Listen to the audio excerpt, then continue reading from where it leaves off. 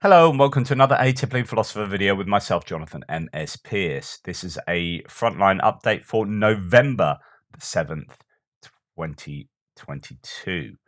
I did a live stream last night, and of course, there hasn't been really much fighting. A couple of hours of fighting this morning in Ukraine.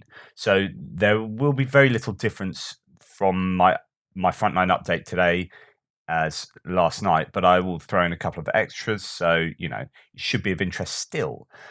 As far as overnight's concerned, not a lot has been happening. Not a lot of drone or cruise missile attacks into Ukraine. I think there's reports of maybe explosions in Kryvyi Rih, but other than that, not really much to report. Yesterday, I didn't mention that somewhere on the northern border between Kharkiv and Kupiansk, there was a little attack by the Russians, but that was repelled. Not much more information on that. So we'll go to the front lines. We'll go to Kupiansk, down to Svatove-Kreminna. But actually, no, we won't go there first. We will talk about yesterday's numbers as according to the Ukrainians. So a few more soldiers were liquidated yesterday, as the Ukrainians claim. So 530, which is almost 100 up from yesterday. 6 tanks, 19 APCs. Not very much of any other pieces other than maybe 8 vehicles and fuel tanks, but fairly modest, I guess, compared to what has been happening the week previously. But still not good. 530 troops is not a good number. The UK intelligence says on 3rd of November 2022, the commander-in-chief of the armed forces of Ukraine, Valery Zaluzhny, stated that Russia had lost over twice the number of aircraft in Ukraine than in the Soviet-Afghan war, which is about a decade. This amounts to 278 aircraft lost. So 278 aircraft lost in less than 1 year, and half of that was lost in the entire war in Afghanistan over a decade. In Ukraine compared to 119 in Afghanistan. Whilst we cannot independently verify these figures, Russia's continued lack of air superiority is likely exacerbated by poor training, loss of experienced crews, and heightened risks of conducting close air support in dense air defense zones. This is unlikely to change in the next few months. Russia's aircraft losses are likely to significantly outstrip their capacity to manufacture new airframes. The time required for the training of competent pilots further reduces Russia's ability to regenerate combat air capability. I keep talking about this, how if a plane goes down, if the pilot or pilots are lost in that plane or captured, that is far worse than the plane itself, because actually it takes years to train up new pilots, whereas they likely have at least some kind of aircraft in reserve that they can use. There's still quite a few aircraft the Russians have. The more significant loss is in terms of competent pilots. There's also things like experienced crews, heightened risk of conducting close air support in dense defense zones. So when you look at what's happening in Kherson, and they're having to throw in Ka-52 attack helicopters to do the job that their artillery seem to be unable to do at the moment, and those aircraft are being shot down quite frequently. That causes a problem going forward because those pilots might be lost, so they are less capable, and they have less capacity to do those kind of missions again. So it's just this vicious circle for them. Okay, as we go to the Kupiansk down to Svatova to Kreminna front line. So here's the northeast of Ukraine. We are going to just concentrate very briefly on Yahidny, which is a small village just north of Kislivka. As we come down, Kislivka goes on to Kuzymivka and then on to Svatove down here. So Svatova is there. Yahidny's up here. So there has been a repelled Ukrainian attack in around this area. This is quite close to Orliansky. This has been a pretty hot area over the last week. And apparently yesterday, an attack by the Ukrainians was repelled and they took some fairly heavy casualties. So not great for the Ukrainians there. But on the other hand, there are varying claims concerning Kuzymivka, and some pro-Ukrainian sources are saying actually Kuzymivka is now contested as a settlement, which is huge because actually this is pretty important for accessing the rest of this area. The towns north of Svatova, continuing the line up of the Krasna River, and Kuzmivka seems to be fairly key in the Ukrainians advancing there. So if they really are contesting half of that settlement, then that's pretty huge news. Uh, but the question is, is that definitely true? They've definitely consolidated Novoselivsky just to the west. So that is some movement that I didn't talk about yesterday. Moving towards Konomichika as well. Otherwise, the rest of what I said yesterday was broadly the same. There are these movements towards Ploshchanka. Ploshchanka is taking heavy shelling. So no map changes as according to Noel in the Svatova area. Heavy fighting is reported around Kuzmivka. That's what I just said. AFU, and I'm saying that actually inside there are some sources saying, it is being contested. The Ukrainians have hit Svatova overnight with HIMARS missiles, inflicting serious damage to enemy brigades. So that's actually in Svatova itself as the town. Defmon says there was a shelling reported in Ploshchanka again, based on satellite images. I believe this area is a grey zone. The Ukrainians repulsed attacks in the area of Yampolivka and Bilohorivka, and we'll just come on to that in a second. So Noel goes further south to say, and then his last one to say no big map changes there. Reassess the area of Ukrainian control a bit more east towards Ploshchanka. So thinking that actually is a little bit more of the Ukrainian control than he had previously thought after a third day of Russian shelling in a town in a row. I don't want to call it liberated, but AFU is most likely present there. AFU dominant grey zone. So although this is a grey zone, Noel is saying that it's fairly dominated by the Ukrainians. What this is saying is that if the Russians are continually for 3 days shelling Ploshchanka as a settlement, then in order to shell that so consistently, the Ukrainians have to be there. Otherwise, it makes no sense. They're just shelling empty ground, right?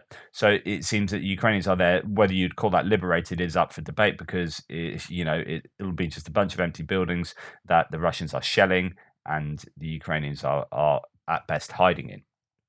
Okay, we talked about the losses in Makivka yesterday, huge losses. The families and some Russian media outlets saying as many as 500 lost in there, and that could represent the uptick in the figures over the last few days. But I talked about that yesterday. Go and check out my live from yesterday if you are interested. We go down towards Chervonopolpivka, same sort of stuff happening. They are making inroads there or attempting to in and around there. But of course, this is quite zigzaggy, as I said yesterday, as the Russians will be making recon attacks over towards the west. The Ukrainians, a few miles away, will be making recon attacks, with force, just nearby. So it's hard to tell. As I said, slightly unknown as to how much of this forest south of Dubrova and north of Bilohorivka is controlled by the Ukrainians and how much is controlled by the Russians. There are differing reports on that. But we get to Bilohorivka. Bilohorivka is a pretty... just to say... Oh, no, we're coming on to that now. So Bilohorivka is hotly contested. So here, War Monitor says frontline situation around Seversk and Soledar. So Soledar is further south towards Bakhmut. I'll show you that in a second. Russian forces continue assaults attempts in eastern Soledar and around Yakovlivka. Ukrainian forces conduct localized counteroffensive near Sperny, whilst Russian forces continue attacks on Bilohorivka from 2 directions. So this is so let's show you on my map. Bilohorivka here is being attacked from 2 directions, and that is under intense pressure at the moment. But the Ukrainians appear to be making a counterattack near Sperny, giving the Russians something to think about. So whether that is to redirect Russian forces away from Bilohorivka, I don't know, or whether there's some independent objective around there that's important to the Ukrainians. And then we come further down past another Bilohorivka to Soledar, and the same old stuff is happening around there. Just before I get to talk about that, there is this the former Donetsk People's Republic, the DNR or DPR security minister and current military commander, Alexander Khodorkovsky, claimed on November the 5th that Russian friendly fire may have caused up to 60% of total Russian losses since the end of the Russian offensive operations in Mariupol in mid-May. So from May to now, 60% of the Russian losses in Donetsk was caused by friendly fire, as according to the DNR commander up there. Now, so this is Donetsk. This is really only, about the Donetsk area. This is interesting. So it's been verified to start with. So he did say this. Well, how do you interpret this? So, if he's lying to inflate those figures, it's lying to make Russia look more incompetent. So, the motivation for lying seems to be rather odd and counterintuitive. So, I can't imagine that. The only gain you get out of it is trying to take something away from the competence of the Ukrainians, saying, "Hey, it's not the Ukrainians doing so well; it's the fact that we keep shooting ourselves." But then, you know, by taking the positive away, it's a zero sum game. By taking the positive away from the Ukrainians, you are putting negative on your own. So it's just making you look incompetent.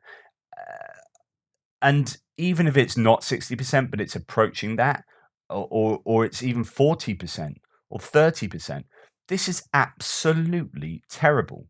Like yeah, I don't quite understand what they gain from saying this, even if it's true. It's like this will be poor for morale, poor for someone's head's going to be on the chopping board here. Just quite incredible statistics. I don't know how to interpret that. I don't know where I would say between 0 and 60% is a realistic number, but either way, that is bad. That and that is actually interestingly borne out by something I'm just about to show you as well. But anyway, I'll come on to that. Just bear that in mind. So Bakhmut, no map changes. Russian sources claim they've pushed their view out of Ivangrad. So far, this looks like Russian echo chambers at work. We wait for confirmation. The Ukrainian 4th Rapid Reaction Brigade and the 58th Motorized Infantry Brigade have reinforced Bakhmut. So if we come down to Bakhmut, uh, this is exactly what I've been saying, which is the fighting is all down south near Opitne and Ivangrad. And I said last night, we're unsure of who controls Ivangrad, but that's where the fighting really is. That's most of the fighting. Um, and then we move on down because, there's not a lot more to say other than that, there is fighting around there. It looks like there might have been a Ukrainian counter just south of Bakhmut, but I'll wait details on that. And this is what I was saying yesterday. Heavy fighting around Mayorsk, which is a sort of rail hub there. But there are claims on both sides that the Russians have made some advances, the Ukrainians have made some advances. Either way, there's heavy fighting going on there, and I think the Russian air defenses are also being used to hit that area. Then we come past New York, on towards Avdivka. As we get further down here, this is Avdivka. Kamyanka, it's pretty hot up north as they try and do that big encirclement, and down to Opitny and Vodyane. I don't know whether this is dying down a little bit here. There was a lot of activity around Vodyane and Opitny some days back in last week. I'd be interested to see today whether there's continued. There'll still be shelling and whatnot, but whether it's quite as hot there going forward, Pervomaisky as well. So as we come down now, apparently there's the railway station, I think, in Donetsk city was hit and was burning all night, and there was some claims to that they just don't have the water to put out the fires. So that's an interesting scenario. And then we come down to Marinka, where there are some claims that the Ukrainians have pushed on, but this has been basically a stalemate for months. This is along the 2014 lines. Marinka is yeah, pretty contested. A lot of damage has been done to the buildings there. It's just a bit of a mess. And we move on down to the Vuhledar Pavlivka area, and just south of Marinka, you've got this Novomykhailivka, where the Russians are trying to move towards this road in order to cut off supply to Vuhledar and be able to advance on Vuhledar from the east, because actually the full frontal assault on Pavlivka has failed, and the claims are that the Ukrainians have been pushing the Russians back, and the Russians have retreated to Vuhledar. So let's have a look at some of the sources concerning this, and it's not looking good for the Russians. I gave you a bunch on this last night. Talking about the losses and the pouring of blood that the Russian sources are claiming. So no big map changes. Reassess the area of Russian control away from Pavlivka towards Vuhledar, as I've just shown you, where most units fled. The 155th Russian 155th Brigade I talked about earlier now makes an appeal to the governor of Primorye. They talk about a difficult situation, while Blood is pouring and pouring, referring to heavy losses this brigade took when they tried to attack Pavlivka. More than 300 men from the 155th Brigade are dead, wounded, or missing. Half of their equipment is also gone. So they talk about 50% of their technology has gone. So they've lost half of their equipment, literally cutting the brigade in half. So I gave you lots of sources on that last night, and it is bad, really bad in that area. So that's the second half of that.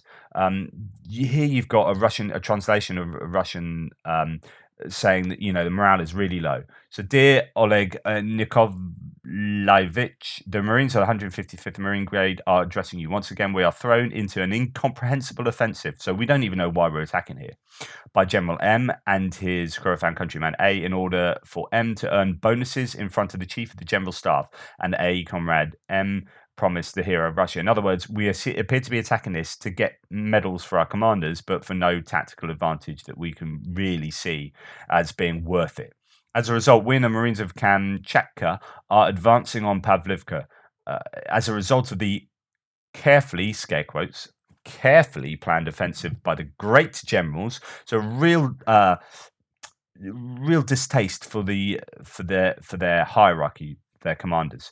We lost about, and there's a ... there, so that's the 300. So we lost about 300 people in 4 days killed, wounded, or missing, and that ... is 50% of technology. So this might be some kind of auto translate that didn't take into account the numbers. Not sure why that's there. So this is just our team. The commander of the district, together with A, hide this and take the official figures of losses for fear of responsibility. I talked to you about this, about how numbers get corrupted the further up they go up the chain. So the people who are making the big decisions about military activity at the top don't have the correct information, so they make bad decisions.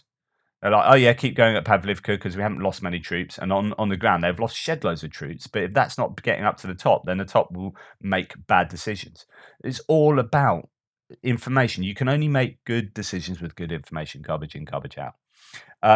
How they are going to capture the settlement by slipping through the landings in which the enemy remained, now destroying ours on the evacuation routes of the wounded and the supply of ammunition. In addition, Pavlivka is lower than Vuhledar, from which they beat us.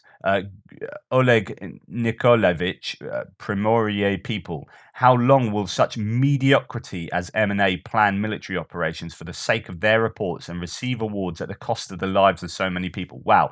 If there is something that tells you anything about this war, it's that paragraph there. They don't care about anything just to show themselves. They call people meat. We ask you to turn to the Supreme Commander so that they send a commission not from the Ministry of Defense, where M protects G, but an independent one. Let them be asked the purpose of such actions, their provision, and the results without embellishment. How much can you endure? Wow, that's just a massively important statement there. Here's an interesting translation as well from someone else in the area. So I was 2.5 kilometers away from Pavlivka all day today, effing Pavlivka, so really didn't like it. During the day in total, there was almost 30 minutes of firefight there. The artillery worked. The hohols, that's the sort of rude name to call the Ukrainians, were answering 5 times per day daylight hours. It was landing somewhere to the left of us. It did not look like a battle where the fighters are standing knee-deep in the blood of 30 comrades. It's not a battle when you're getting hammered by artillery and killed left, right, and centre. Helicopters flew and hovered. A foreign drone also flew. Everyone is on guard. Time between the exit and the arrival of a shell at the position is 4 seconds, and everyone knows this. So when you hear a shell go off, there's 4 seconds before it lands. So you have this wondering, is it going to land on me? Our mortar battery was given the coordinates. The sights were set, but the fire was never opened. Ours in Pavlivka are being AGTM'd, so they're using shoulder-mounted rocket launchers to attack from Vuhledar. This is what I told you before. So Vuhledar is on an elevated position from Pavlivka, and so they can literally use snipers to shoot with rifles to Pavlivka, but they can also fire ATGMs that have a 5-kilometer range. Some of them, and they're hitting places in Pavlivka.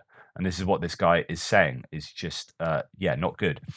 So their mortars were being hit by ATGMs from Vuhledar high rises. Why these high rises are still standing is unclear. So that we should have taken them out with artillery or missiles. Hochos have our armor rolling around Pavlivka.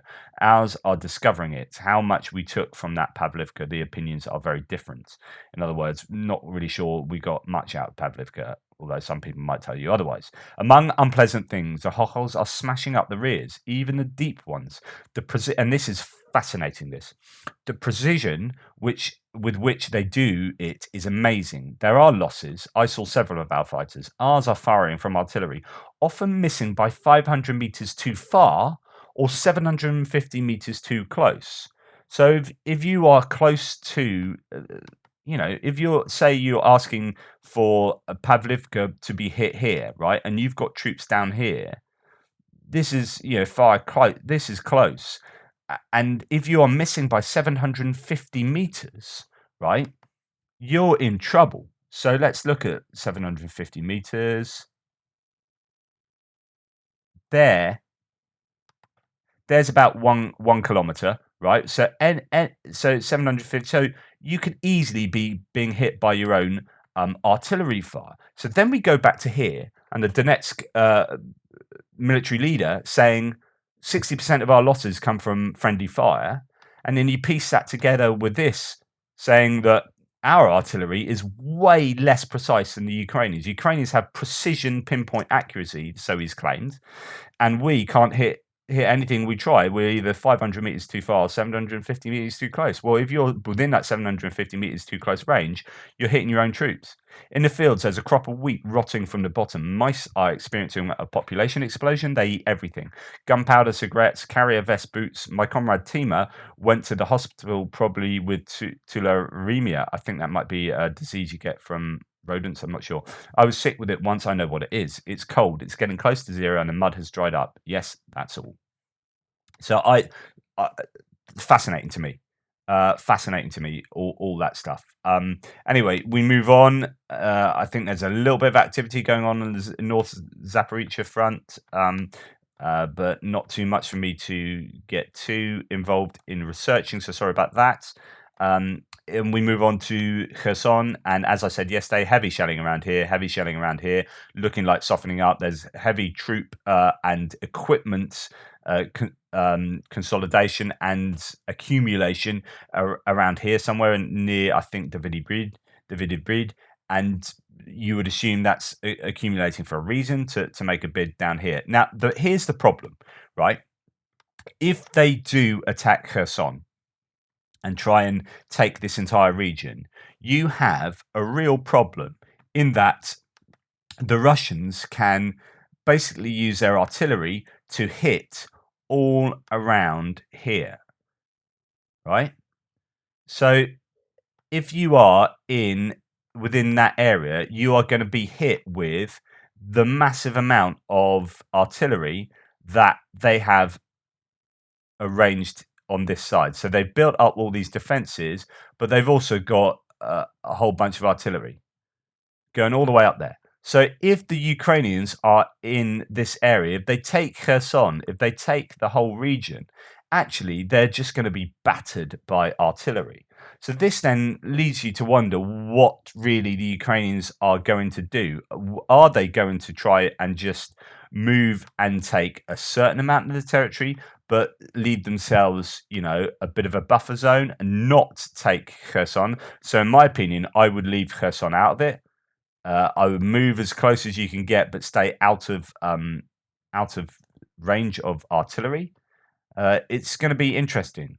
Let's see what the range is here in kilometers. So if you've got artillery, it won't be right at the front. It might well be further back. So if it's there, let's see. Okay, there. So if you've got, say, that's about 25 kilometers. So that's kind of the line I was saying, which is if you advance up to something like that, then you're broadly going to be fairly safe. With what the Ukrainian Russian artillery have got. So that's that. There you go. In Novokokhoka, the Ukrainians targeted a building holding 200 Russian soldiers. Also, a big column with enemy equipment was destroyed in the village of Radensk, Kherson. I did mean to tell you about Radensk yesterday, but I forgot in the live. So let's remind myself. Radensk in Kherson, I think it's just south of, it's on the eastern bank. So there you go. There's Radensk. Behind the Russian lines quite considerably. So that's where there's some big hits, and then Novokakhovka near the dam up there. So it's somewhere back here. So Radensk is somewhere back here, and that was hit, as they say, 200 soldiers in that place. Don't know how many would have perished in that. But that's a claim from Noel. We move along to using, I think, a Russian source. Moving on to Defmon, the Russians' intentions are not clear, but I'm starting to lean towards them actually retreating. Unclear time frame. If they do, this 70-kilometer range indicator shows what kind of squeeze they would be in. Possibly another reason for the Pavlivka attacks. So that this is, one would presume, from HIMARS attack. So if they move back, what Kherson does at the moment as a region, this area to the west of the Dnieper, this gives them a buffer from HIMARS. So it then means that they're safe back here. But if they retreat out of here, then that HIMARS range gets further towards Crimea and further into Zaporizhia. Of course, it depends, like I've just said, how far the Ukrainians are willing to go, because they will be in artillery range. As Noel said, no map changes. Shelling from Russia has increased. Locals report that police are unreachable by phone the whole day. Chaos and tension is rising in Kherson. In Novokakhovka, the Ukrainians have targeted a building that I've already just told you about. So that's where we are. I'll give you an update extra later. Thank you for your support. Hopefully that fleshed out a little bit what I was saying last night. Check out my live last night, which is a big old video with a whole load of information. And thank you for all your support. Please like, subscribe, share. You can do YouTube thanks, join the channel, do buy me a coffee, PayPal, all that stuff. Really, really appreciate it. Allows me to continue to do what I do. Without that, I literally wouldn't be doing this. So if you appreciate it, please give us a shout. But if you don't have the ability, obviously don't worry about it. uasupporter.com/ATP. You can buy some Ukrainian stash, and I get a little bit of commission. There's all sorts of stuff you can bag. You can buy it. For example, let's look at a long sleeve woman's shirt. If you're a woman who likes a long sleeve shirt, show your support for Ukraine and grab some stash. Thank you. You take care, Toodle Pips, and I'll check back in with you later.